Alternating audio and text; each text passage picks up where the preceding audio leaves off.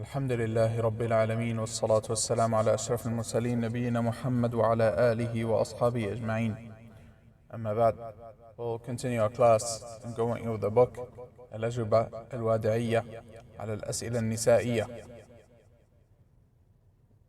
Going over the book, the answers of Sheikh Muqbil bin Hadi al-Wadi'i rahimahullah on questions concerning the matters of the women.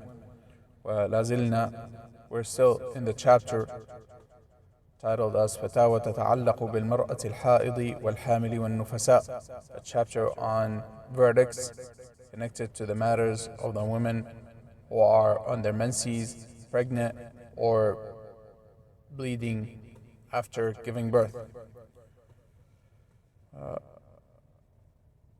يقول السؤال: امرأة لها ولد صغير مريض وهي حامل، ولكنها تجد صعوبة في الاعتناء بأولادها وتجد صعوبة في الحمل، فهل لها بعد أن تضع هذا الحمل الجديد أن تستعمل حبوب منع الحمل؟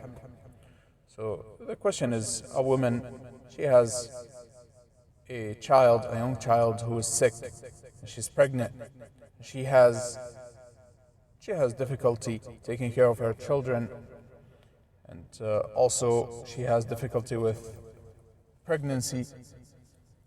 Is she, after giving birth to this child that she is pregnant with, is she allowed to use pills to prevent pregnancy, to use medication to prevent pregnancy? قال الشيخ رحمه الله قال الذي ننصحها به أن تفوض أمرها إلى الله. The Shaykh rahimahullah, he said, what we advise her to, or what we advise her with, is to put her trust upon Allah subhanahu wa ta'ala, and put her dependence upon Allah subhanahu wa ta'ala. وإذا خشيت على نفسها التلف، وقال الطبيب المتخصص المسلم في هذا إنه ربما يصيبها التلف وتموت بسبب الحمل فلها أن تستعمل ذلك. So he said rahimahullah, if she worries and she was informed by a trustworthy Muslim doctor that if she was to become pregnant again, that she will die, or that she will die, then she's allowed to use medication to prevent pregnancy. Of course, as we notice and as we heard from many verdicts before, that Shaykh rahimahullah, his opinion regarding this matter is that medication for preventing pregnancy is not allowed.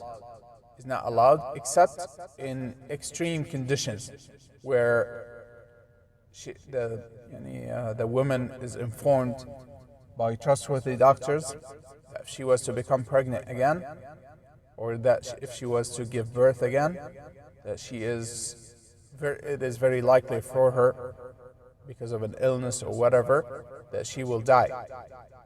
So this is always the opinion of the Shaykh rahimahullah.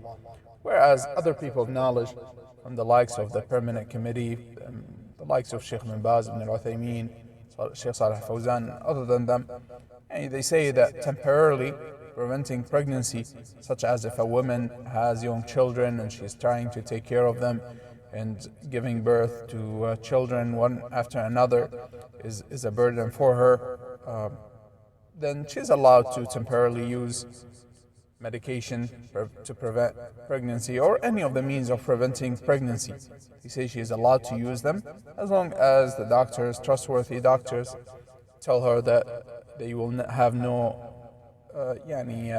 major side effects on her, or that they will cause her to permanently be unable to become pregnant.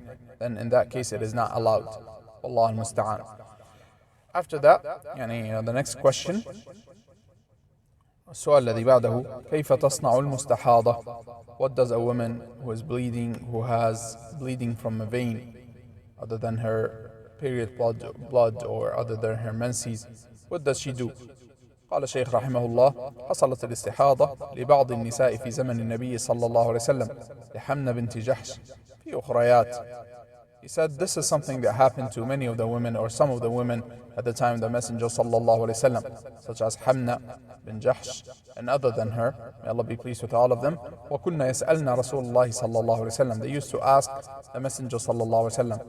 يعني يسألنه ماذا يفعلن, meaning that they used to ask him what to do.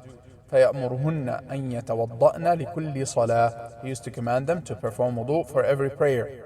وَجَاءَ التَّرْغِيبُ فِي الْغُسْلِ. And also they are encouraged to take a bath.